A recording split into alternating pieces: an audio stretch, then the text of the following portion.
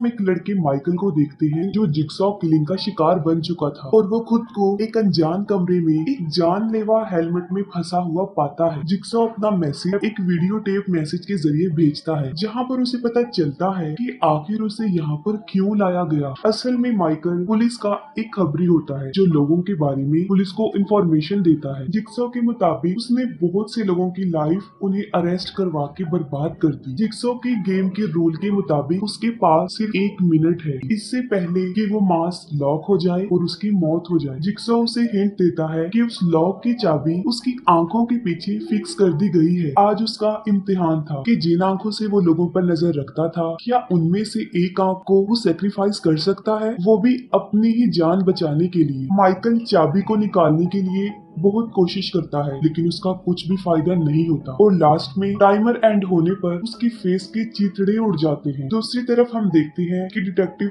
Eric की उसके बेटे के साथ बहस हो जाती है और वो गुस्से में उसे वहाँ से जाने के लिए बोलता है और बाद में जब उसे अपनी गलती का पछतावा होता है तो वो उसके पास जाने की कोशिश करता है लेकिन उसके बेटे डैनियल का कोई अता पता नहीं था। बाद में डिटेक्टिव एलिसन एरिक को माइकल की क्राइम सीन की इन्वेस्टिगेशन के लिए बुलाती है क्योंकि माइकल ने एरिक के लिए एक नोट दीवार पर छोड़ा हुआ था और यहाँ पर हमें पता चलता है कि माइकल किसी और का नहीं बल्कि एरिक का ही खबरी था जो लोगों की इंफॉर्मेशन एरिक को प्रोवाइड करता था। दीवार पर लिखे नोट और हेलमेट मास्क पर बने लोगों को देखकर वो समझ जाता है कि आखिर ये मास्क बनता कहाँ है और इसी तरह एरिक बाकी डिटेक्टिव्स के साथ वो जिगसॉ की सीक्रेट एग्जैक्ट लोकेशन को फाइंड आउट कर लेता है जहाँ जिगसॉ उन्हें कैंसर का शिकार हुआ कमजोर हालत में मिलता है और वहाँ पहुंचकर उन्हें सारी बात क्लियर हो जाती है कि असल में उन्होंने जिगसॉ को नहीं ढूंढा बल्कि जिगसॉ ने अपनी स्मार्ट प्लानिंग के थ्रू उन्हें यहाँ पर बुलाया है अपने ट्रैप में फंसाने के लिए। वहाँ सेटअप मॉनिटर्स में वो देखते हैं कि जिगसॉ ने उसके बेटे डैनियल के अलावा और भी बहुत से लोगों को पॉइजनस गैस से भरे हुए किसी घर में कैद करके रखा हुआ है और उन लोगों के पास मैक्सिमम सिर्फ 2 घंटे ही बचे हैं कि जब तक पॉइजन से वो मर न जाए। जिगसॉ एरिक को एक इम्पोर्टेंट बात भी बताता है कि घर में सिर्फ वही लोग कैद हैं जिन्हें उसने कभी काफी वक्त पहले झूठे सबूतों की बुनियाद पर अरेस्ट करवाया था और ये सब कुछ उसने माइकल के थ्रू करवाया था और अभी तक उन लोगों को ये पता नहीं चला था जो कैद में थे कि माइकल एरिक का बेटा है, वरना बदले की गर्ज से वो उसको जान से मार डाले। जिगसॉ एरिक को कहता है कि अगर वो चाहे तो वो अपने बेटे को बचा सकता है और ऐसा तभी पॉसिबल होगा जब वो उसकी गेम के रूल्स को फॉलो करे। उसकी गेम के रूल्स बिल्कुल सिंपल होते हैं, बस किसी ने भी कुछ टाइम के लिए जिगसॉ की बातों को अच्छे से अंडरस्टैंड करना होता है। गेम के रूल्स के अकॉर्डिंगली वो सिर्फ अकेले में बात करने के लिए तैयार हो जाता है। बातों के दौरान एरिक को पता चलता है कि जिगसॉ उसके बारे में काफी कुछ जानता है, जैसे कि आज से 5 साल पहले एरिक एक पुलिस ऑफिसर था जो अपने कैदियों को बुरी तरह टॉर्चर किया करता था ताकि वो अपने गुनाह को कबूल कर ले और एक बार पूछताछ के दौरान उसने एक कैदी की दांत तोड़ दी और यही नहीं क्रिमिनल्स को जेल भिजवाने के लिए उनके खिलाफ झूठे सबूत भी बनाया करता था। उसे अपने जिगसॉ होने का रीजन भी बताता है। उसके मुताबिक लोगों को अपनी लाइफ की इम्पोर्टेंस ही नहीं पता और उनमें सर्वाइव स्किल्स नहीं है जब तक कि वो लोग अपनी मौत को बिल्कुल सामने खड़े होकर ना देख ले। जैसे कि एरिक उस वक्त अपने बेटे के लिए फील कर रहा था। वो ये बात सीखता है कि इंसान के अंदर तकलीफ बर्दाश्त करने की सलाहियत बहुत ज्यादा है और वो लोगों को उनकी लाइफ की अहमियत बताना चाहता था अपने इस गलत वे से। जिगसॉ बताता है कि जिगसॉ का एक निशान भी है और ये निशान वो सिर्फ उन लोगों की बॉडी पर बनाता है जो इस गेम में सरवाइव नहीं कर पाते। वहीं दूसरी तरफ वो सारे कैदी ये पता लगवाने की कोशिश कर रहे थे कि आखिर वो यहाँ पर पहुंचे कैसे हैं। वहाँ पर लोगों को एक दूसरे के बारे में कुछ भी पता नहीं होता। तलाशी लेते हुए अमेंडा को जिगसॉ की वो टेप मिल जाती है जिसमें उन्हें पता चलता है कि जिंदा रहने के लिए उनके पास 2 घंटे हैं जब तक कि वो पॉइजन गैस से उनकी मौत ना हो जाए। गेम को सरवाइव करने के लिए उन्हें रूम में छुपे एंटीडोर को फाइंड करना है जिसका सीक्रेट कोड जिगसॉ उन्हें पहेली के रूप में बताता है कि कोड सभी के दिमाग के पीछे मौजूद है और वो भी रेनबो की कलर की फॉर्म में है। जिगसॉ ये भी बताता है कि उन सबका उस जगह पर होना किसी एक चीज से लिंक्ड है जिसका क्लू उन्हें घर में छुपे ही एक्स मार्क से पता चलेगा। टेप रिकॉर्डर के साथ उन्हें एक की और एक नोट भी मिलता है जिसमें जिक्सॉ ने उन्हें वार्निंग दी थी कि चाबी से डोर ओपन नहीं करना, लेकिन जेवियर जिक्सॉ के रूल को इनकार करता है और चाबी से ही डोर ओपन करता है। लेकिन इससे दरवाजे के पीछे लगी पिस्टल ट्रिगर हो जाती है और डोर के होल से झांकते हुए गस की मौत हो जाती है। जिक्सॉ ने जानबूझकर डोर की दो रीजन की वजह से प्रोवाइड की थी, क्योंकि उसे पता था कि उसके मना करने के बावजूद भी कोई ना कोई उस डोर को ओपन करने की कोशिश जरूर करेगा और उसकी डेथ हो जाएगी। और दूसरी तरफ लोगों को ये बताना कि रूल को फॉलो करना जरूरी है, वरना उनका अंजाम भी यही हो सकता है। और थोड़ी देर बाद रूम का दरवाजा अपने आप ही खुल जाता है और पूरे घर को अच्छे से चेक करने के बावजूद भी उन्हें वहाँ से भागने का कोई रास्ता नहीं मिलता। लेकिन बाद में उन्हें एक बेसमेंट का दरवाजा मिलता है और जब वो वहाँ पर जाते हैं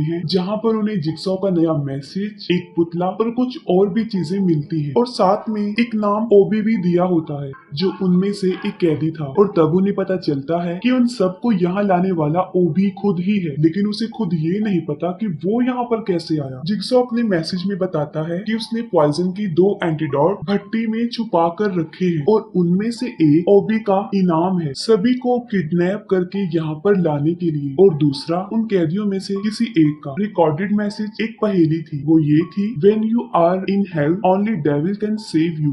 और वो खत्म हो जाता है, लेकिन इस पर कोई ध्यान नहीं देता। जब ओबी का नाम रिवील होता है तब जेवियर उसे मारने की धमकी देता है, लेकिन ओबी उसकी धमकी से नहीं डरता। वो अपनी मर्जी से भट्टी में एंटीडोट को पाने के लिए जाता है और अंदर जाकर सक्सेसफुली वो एक एंटीडोट ले लेता है, लेकिन दूसरे एंटीडोट की लालच में भट्टी का डोर अपने आप ही बंद हो जाता है और उसमें आग लग जाती है जिससे वो मारा जाता है और वो एंटीडोट भी वही खत्म हो जाता है। बाद में उन लोगों को एक और रूम भी मिलता है और रूम का टाइमर ट्रिगर हो जाता है। टेप को सुन लेने के बाद उन सबको पता चलता है कि ये रूम जेवियर के टेस्ट के लिए है, जो कि एक ड्रग डीलर है। इन लोगों को ड्रग लगाने की वजह से वो जिम्मेदार है। जिक्सॉ के इस टेस्ट में जेवियर को नीडल से भरे गड्ढे में से दरवाजे की चाबी ढूंढनी थी जहाँ पर वो दूसरा एंटीडोट था, लेकिन वो खुद ऐसा करने की बजाय अमेंडा को वहाँ पर धकेल देता है। बहुत ट्राई करने के बाद अमेंडा को की मिल जाती है, लेकिन तब तक टाइम आउट हो चुका था और वो डोर हमेशा हमेशा के लिए क्लोज हो जाता है। सबसे अलग होने के बाद जेवियर फिर से रूम नंबर 1 में जाता है जहाँ पर उसे एक नंबर मिलता है जिससे वो जिक्सॉ की बताई हुई पहेली को सॉल्व कर लेता है। जिक्सॉ ने सबके सर के पीछे लॉकर के सीक्रेट कोड को रेनबो के कलर में लिखा हुआ था। कोड लेने के लिए उसे मार डालता है और वहीं पर उन लोगों को इस बात का भी पता चलता है कि आखिर ऐसी क्या बात है जो सबको एक साथ जोड़ रही है। वो ये है कि डैनियल के अलावा सारे लोग जेल जा चुके हैं और उन सबको झूठे सबूतों पर जेल भेजने वाला कोई और नहीं बल्कि डैनियल का फादर एरिक है। और जब जेवियर को ये पता चलता है तो वो डैनियल की तलाश में निकल जाता है और वहीं पर एडिसन को एक और रूम मिलता है जहाँ एक ग्लास बॉक्स में एंटीडोट रखा हुआ था।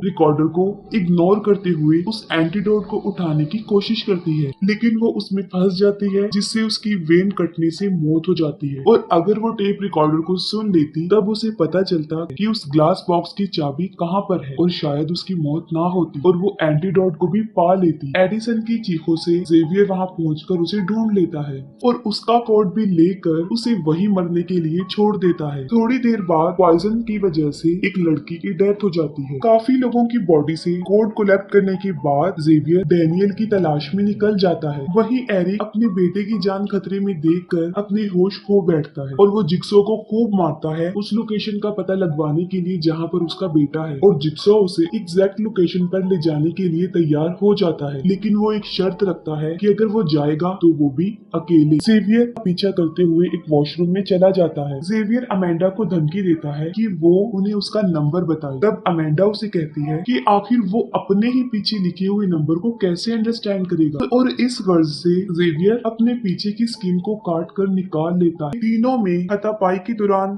जेवियर के डैनियल के हाथों मौत हो जाती है और दूसरी तरफ एरिक जिक्सॉ की बताई हुई लोकेशन के मुताबिक वहाँ पर पहुँच जाता है, उसकी बेसमेंट में चला जाता है और दूसरी तरफ फोर्स टीम भी वहाँ पर पहुँच जाती है, लेकिन वो लोग उन्हें वीडियो मॉनिटर पर दिखाई नहीं देते और विक्टिम्स में कोई भी उन्हें नजर नहीं आता। और बाद में उस टीम को पता पता चलता है कि असल में ये वो घर है ही नहीं। पर उन्हें अंदाजा होता है कि अब तक वो कैप्चर की हुई वीडियो ही देख रहे थे, यानी विक्टिम्स के साथ जो भी हुआ वो जिक्सा को पकड़ने से पहले ही हो चुका है। और दूसरी तरफ एरिक भी अपने बेटे को ढूंढते हुए उस वॉशरूम में पहुंच जाता है, लेकिन वहां पर उसे डैनियल और अमेंडा कोई भी नहीं मिलता। और तभी उसे एक बाथटब में किसी की डेड बॉडी मिलती है और करीब जाकर जब वो चेक करता है तो वो डेड बॉडी उस पर अटैक करके उसे बेहोश कर देती है। होश में आते ही एरिक देखता है कि वो भी अब चेंड है। करीब रखे हुए टेप को सुनने के बाद एक राज रिवील होता है कि यहाँ पर मास्टरमाइंड जिक्सॉ के अलावा कोई और भी है, और वो कोई और नहीं बल्कि खुद अमेंडा थी। और ये सब करने के पीछे उसका एरिक से रेवेंज था, क्योंकि वो कोई ड्रग्स नहीं लेती थी, लेकिन झूठे सबूत इकट्ठे करके एरिक ने उसे फंसा दिया और उसे जेल हो गई। और वहीं पर कैदियों के बीच फाइनली उसे ड्रग की लत लग गई। असल में एरिक ने उसकी लाइफ बर्बाद कर दी, लेकिन वहीं पर जिक्सॉ ने उस पर से ड्रग की लत को हटाकर उसे एक नई जिंदगी दी और लाइफ की इम्पोर्टेंस बताई। और इसीलिए अमेंडा जिक्सो से इम्प्रेस होकर उसके अंडर काम करने लगती है। और यहाँ पर उसका पहला शिकार था एरिक, और वो खुद जानबूझकर उन कैदियों में शामिल हुई थी ताकि अपने मिशन को पूरा कर सके। और जिक्सो ने एरिक को ये भी बताया था कि उसका बेटा एक बिल्कुल सेफ जगह में है। दरअसल उसका इसी तरफ इशारा था, और अमेंडा उसे हमेशा के लिए गेम ओवर कहकर उस दरवाजे को बंद कर देती है। और जिक्सो की एविल स्माइल के साथ ही ये मूवी यहीं पर एंड हो जाती है।